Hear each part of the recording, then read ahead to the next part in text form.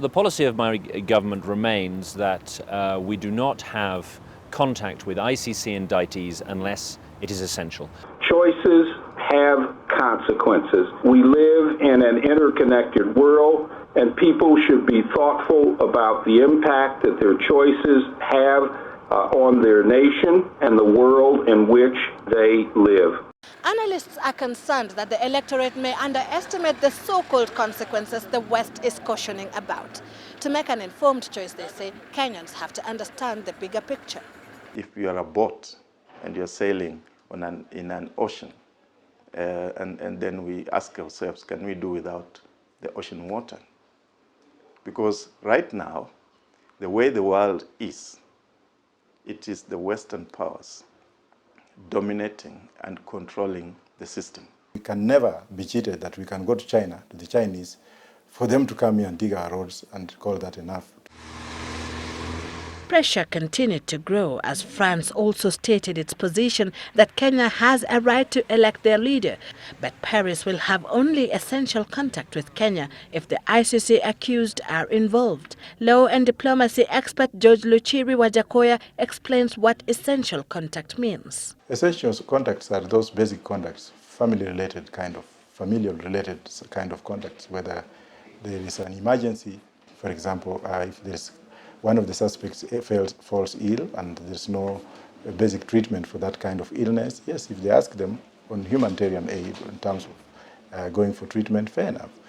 With barely 20 days to the general election, the international community gathered courage to caution Kenyans over an Uhuru-Ruto government, which in their view portends possible exclusion from the rest of the world for Kenya, courtesy of their position as ICC indictees. Remember, if we use the local example, if you go to Turkana, if you go to Marsabit, basically what we call the arid parts of this country, there's been a true argument that they face poverty courtesy of exclusion from the center being the governance, the government here in Nairobi, or all the economic activities taking place around the railway line.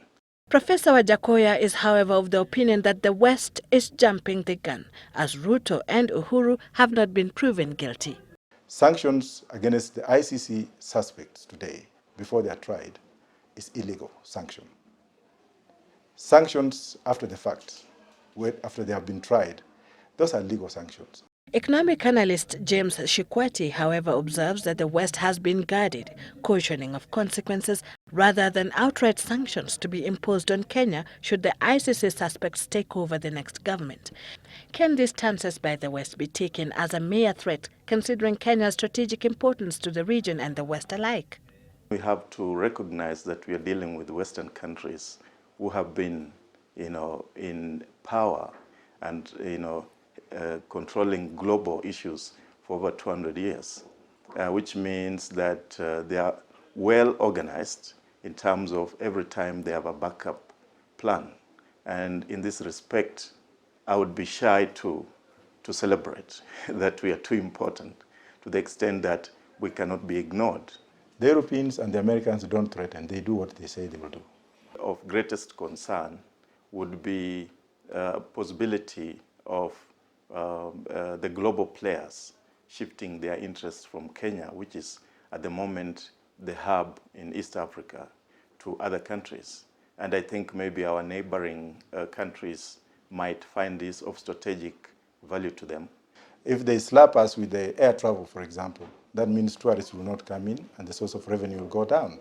If they slap us with education, banning our children from going to study abroad, that will have its own consequences and the infrastructure will collapse. If they slap us with the Kenyans not going to certain countries, that will give us a bad name in the international community. It's for these reasons that Kenyans are arguably facing a tough challenge as they prepare to go to the ballot, considering that for the first time they have on their choice list ICC indictees who are ostensibly the frontrunners in this election. We do not have contact with ICC indictees unless it is essential. It's not justiciable statement. What I mean by that is it's a statement which is vague, though it's part of the policies of those two countries or whichever countries, if you may name them. But before the eyes of the law, or the international law, or the United Nations conventions, or any other conventions, the European Union, conventions, it doesn't appeal to any legitimate prospect of a human being or legitimate government. Sylvia Chebet, Citizen Weekend.